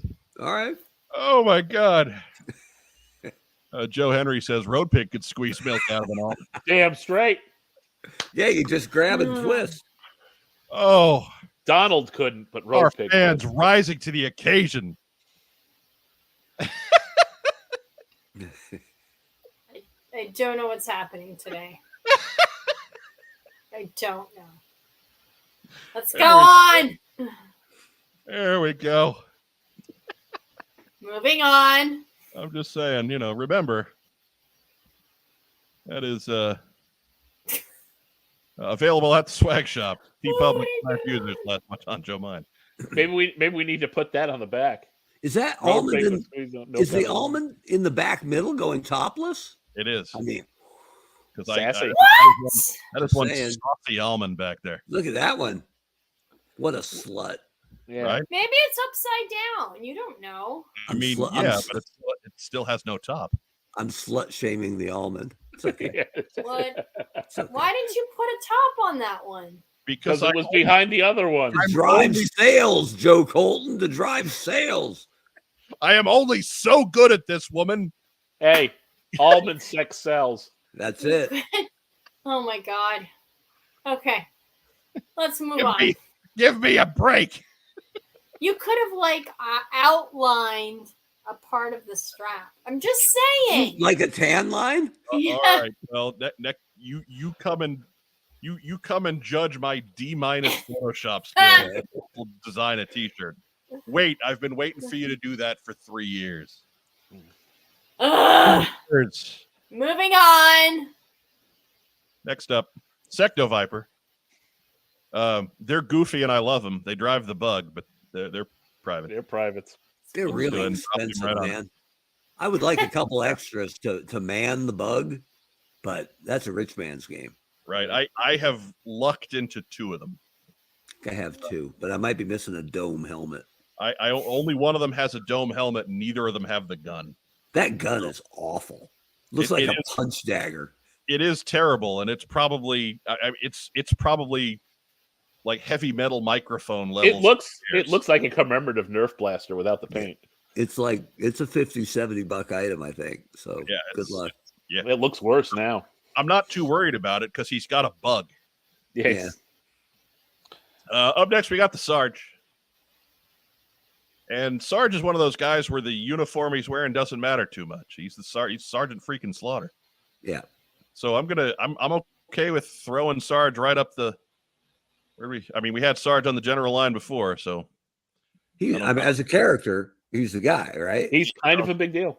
And I like that they went different with him here, right? That they gave him a different look. Yeah, this is not an iconic look for Sergeant Slaughter. It might be his least iconic look.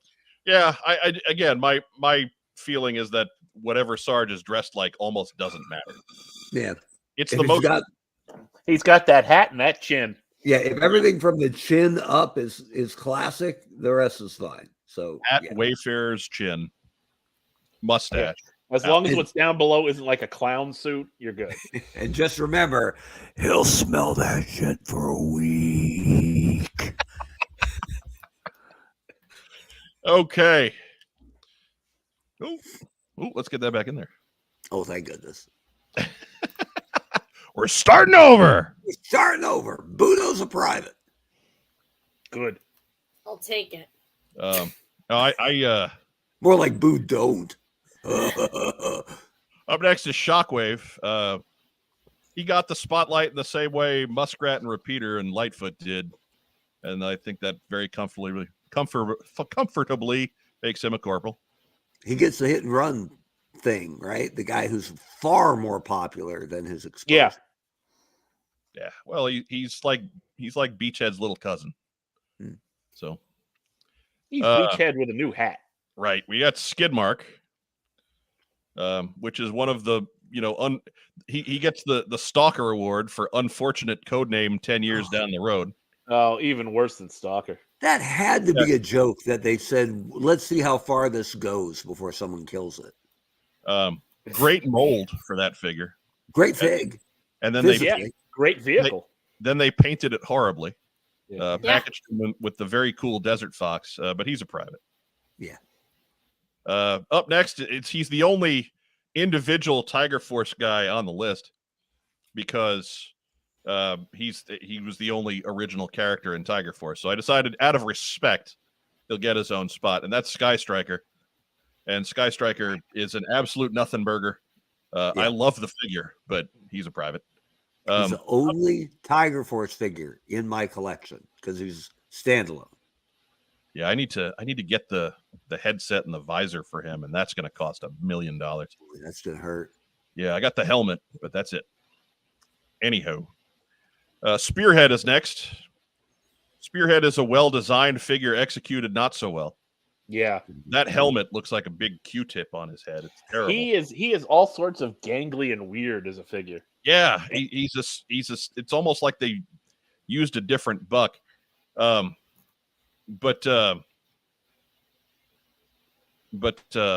Spearhead, as far as a character in the book, he got a little bit of run the same way Shockwave and Muskrat and Repeater did. No, he showed up in one issue. Really? Yeah. Really? Private. I don't remember. I'm gonna argue with that. It's comic stuff, and I'm inclined to agree with you there. So we'll dump him down there too. That's no skin off of my nose. Well designed character, and I like that he had a bobcat. Poorly designed weapon. It was like straight out of Final Fantasy, right? Let's just give him a gun 8 feet long. It's such a bizarre figure. And a knife the size of Excalibur. Right, like a Roman soldier's knife, like one of those little short swords. It was so strange. Anyways, next up is the Star Viper. Star Viper actually had his own story arc in the comic, in the Marvel comic. Yeah. But So it was that's at least 2 issues long, and that was it. Yeah, and then he got killed, but whatever. Spoiler. So I'd say that's a corporal. Yeah. That's fine. You know, he was. I think he was supposed to be an army builder, but Larry treated him like an individual, because how many of those guys are you going to have running around? And it was pretty cool. They're expensive. Yeah. I got a bunch of those in figure form, though. I got a bunch of Star Vipers. Stellar Stilettos, not so hot on the resale market, because they're kind of lousy. Yeah. Up next is Storm Shadow in his Joe Togs. And I think we're just going right up the top of the ladder. Roofing. Yeah, and that's a standout figure anyway. I mean, Yeah, it's in a year of, despite the fact that his sword is bright red, but you know. yeah. I mean, little points off for that, but the figure itself is fantastic. In a year of strong figures, he's one of the strongest. Yeah. Then we got Super Trooper, the mail away for 1988. He's terrible. Yeah. And brittle, right? Didn't the silver make the accessories brittle? I think it just flaked off real easy. I don't know if it necessarily was brittle. I don't have a complete one to really judge that on, but well, I mean, I got most of it. He's got the helmet and the vest thing and the gun. I don't have a shield. And that stuff seems to be holding together fairly well, but it is very not silver.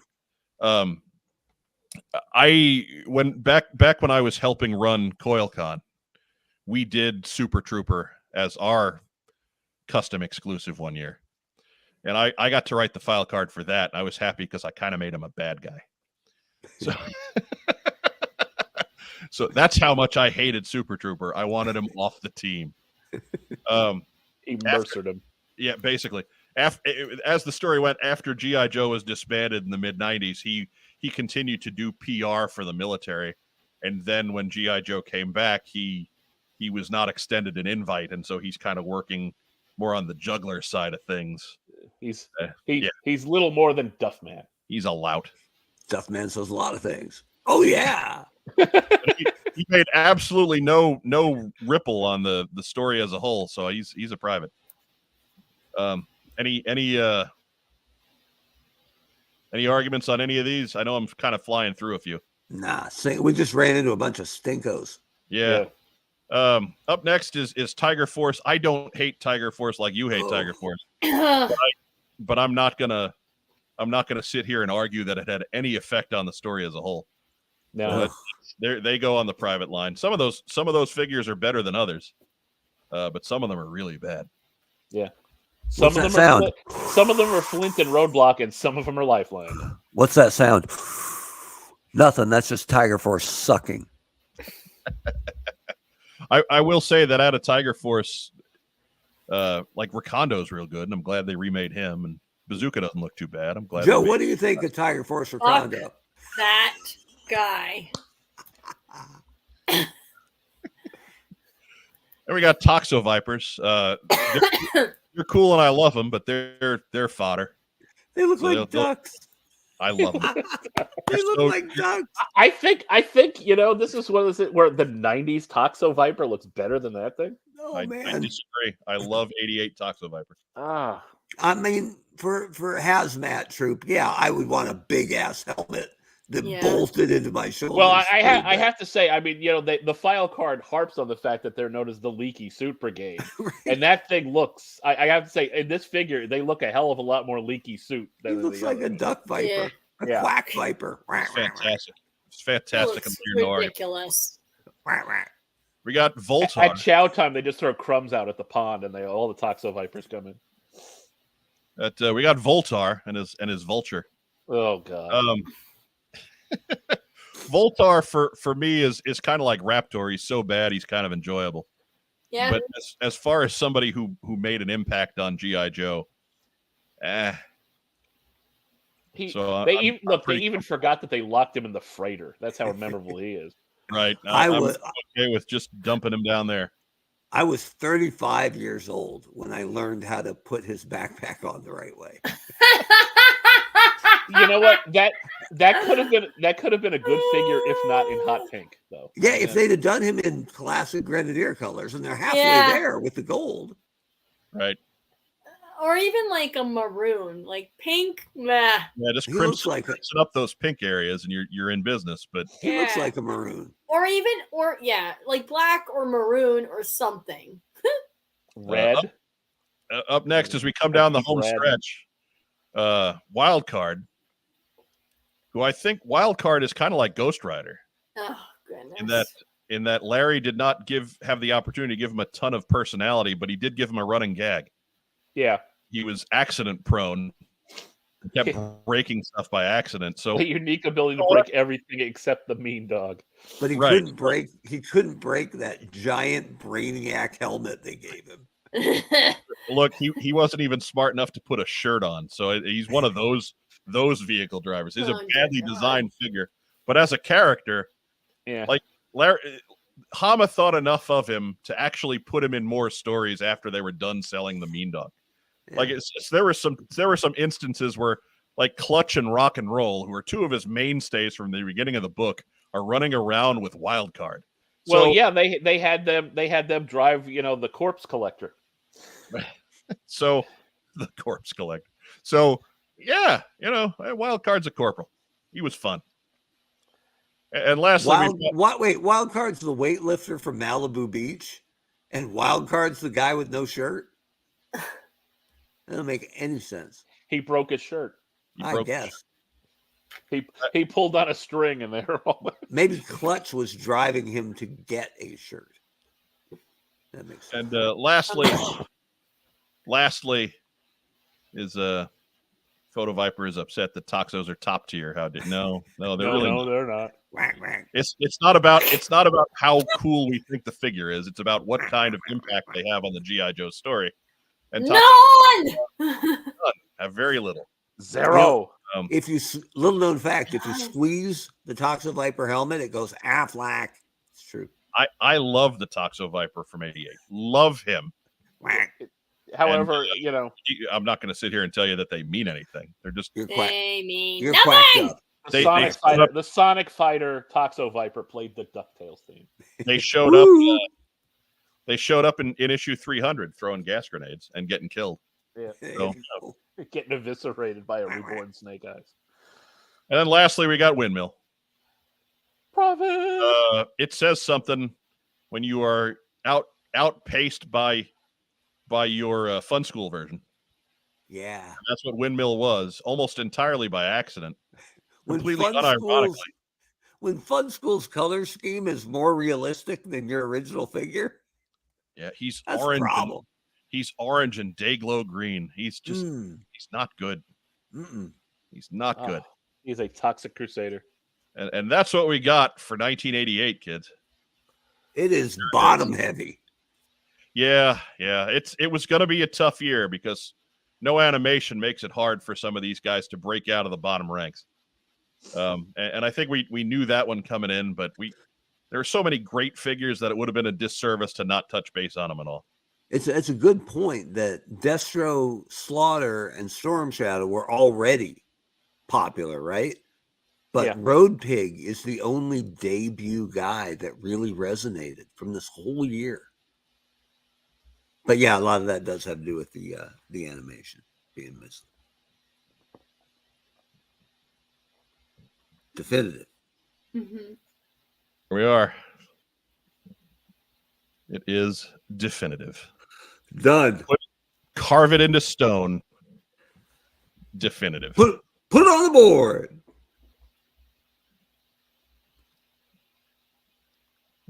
Crocodile Joel liked the odd couple tag team of Skidmark and Windmill. Well, can we make sure we run Skidmark together as one word, please? Because I find Skid space Mark both capitalized a little bit disrespectful. I'll be honest with you. There we go. Hit and Run and Shockwave are also top tier, and somebody doesn't understand the assignment. Nobody's making the point we talked about. Yeah. How their popularity is disproportionate to their actual impact in the community. Yeah. Right, but nobody, like, even right now with when the first year or two of G.I. Joe Classified, like, nobody's screaming for a Shockwave. Yeah. Like, people are starting to ask for him now because we're running out of characters that people are really fond of, and they can't make new characters. So right, apparently not. So we're gonna play the hits, but you know, they're great to look at. They're fun, and we enjoyed them when they came out. But there's nothing that special about them.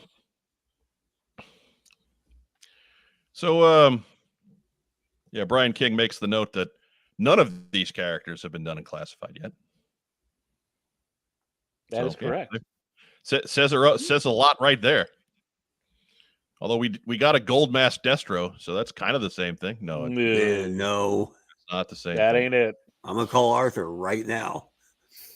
He will leave me a 45-minute phone message. Or less. I'm so tired. Today. Stop. Anyway, I want anybody to take that wrong. The first time I ever got to speak with him, those were the first words out of his mouth, and it was just audio, not a video call. So, oh, I'm so tired. What time is it? And I'm like, you're in California, man. Like, it's later out here.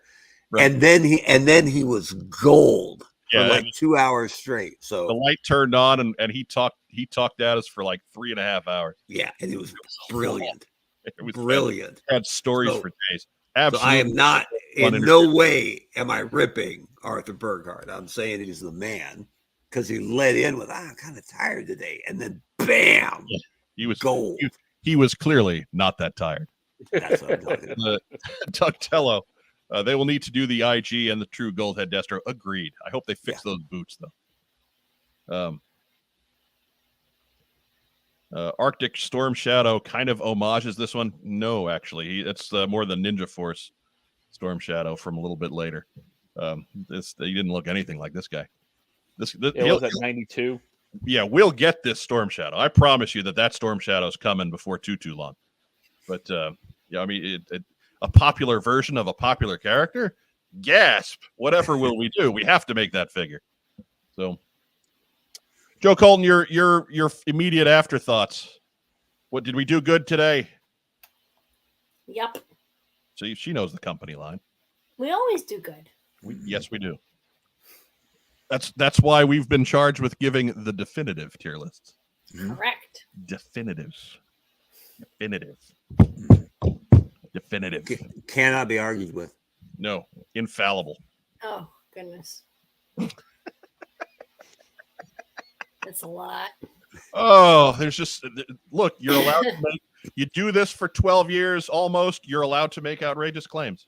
That's all I'm saying. The responsibility weighs upon my soul. Remember that one time when we were like, hey, you want to know what's coming out for the whole next year? That was a pretty outrageous claim, as I recall. Yeah. Funny you should mention that. You know what? We're running a little long because it's a tier list show. So we're going to take a pass on what we got in. What? No. We have to. We still have 15 minutes. There's no time. Joe doesn't. 15 minutes for the four of us and all the shit we got in is not enough time. No. Sorry, save it. Nobody cares, Rob. You're out. Oh, man. You got Banzord. I did that once. Oh, that's great. That made my night. Thanks, Mike. Did you get the Aryan bot too, or was that just straight vicious? That was just straight out. You've been pissing Joe Colton off tonight. I don't know what's up with that. You might have saved his life. Joe Colton's touchy. But no one cares about your shit. What do you say we go straight into shout-outs? And Racktime Rob, why don't you go ahead and start with shout-outs? All right, shout out to everyone but Mike. And happy holidays to everyone from the Sheik, except the jabroni Hulk Hogan. What is happening? Mark Weber, shout it out. I think we're all shouting out Diana Davis, who's feeling better.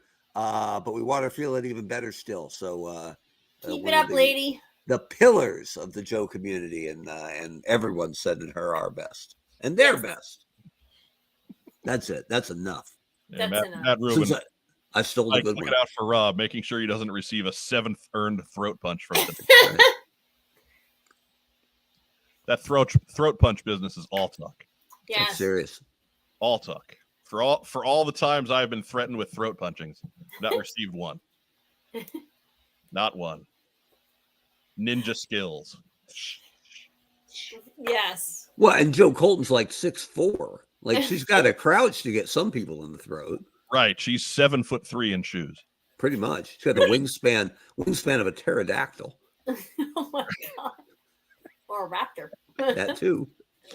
Isn't it funny how every time it comes up, we either take the opportunity to make Joe Colton extremely large or extremely old.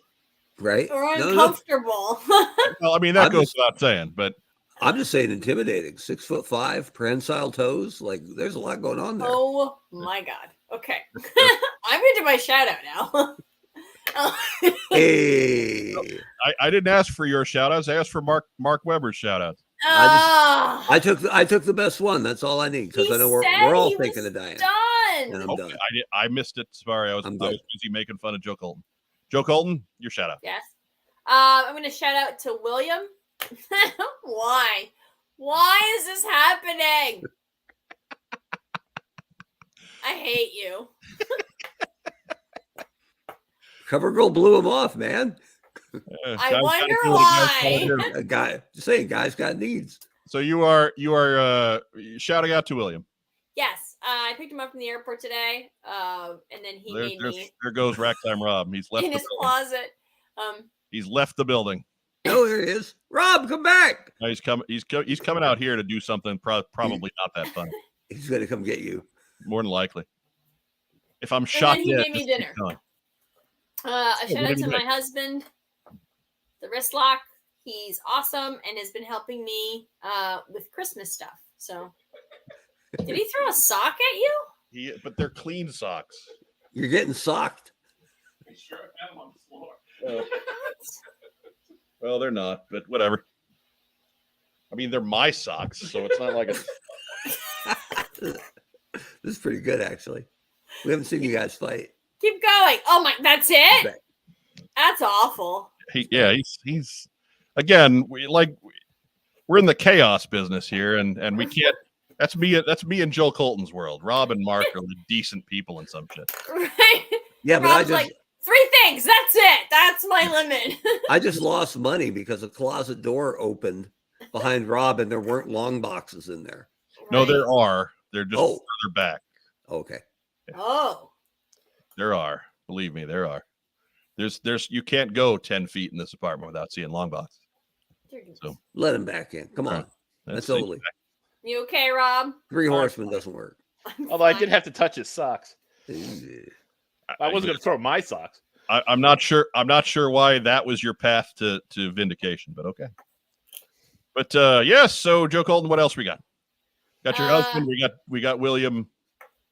I was gonna give a shout out to our audience who tune in every week.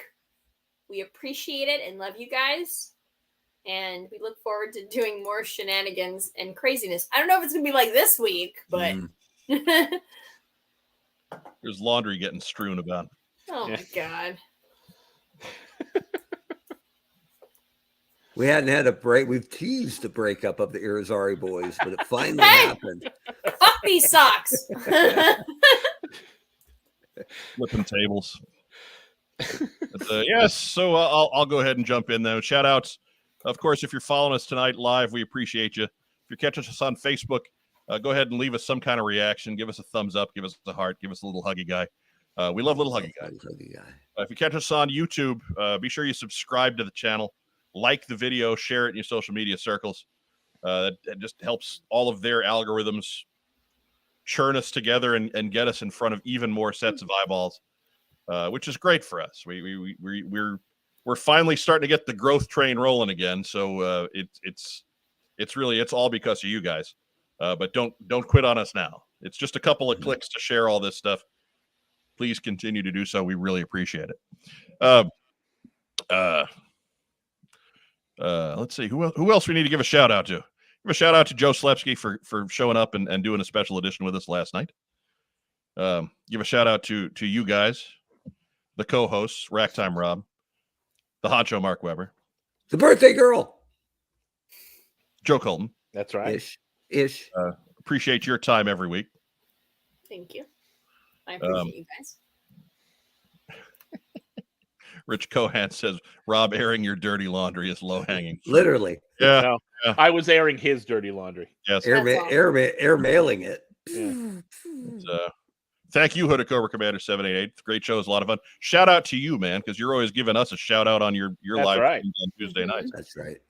Even the weeks where I'm not available to show up and donate $2 and ask where the hell the singing cats are. These good peeps. Still giving us the shout out. So we appreciate your being here and all you've done for us especially since we made the move to YouTube. But hey, that's it. Anybody got any last words? Anti-disestablishmentarianism. Oh, kumquat. Sounds dirty, but it is. Joe Colton's like, I need to go to bed.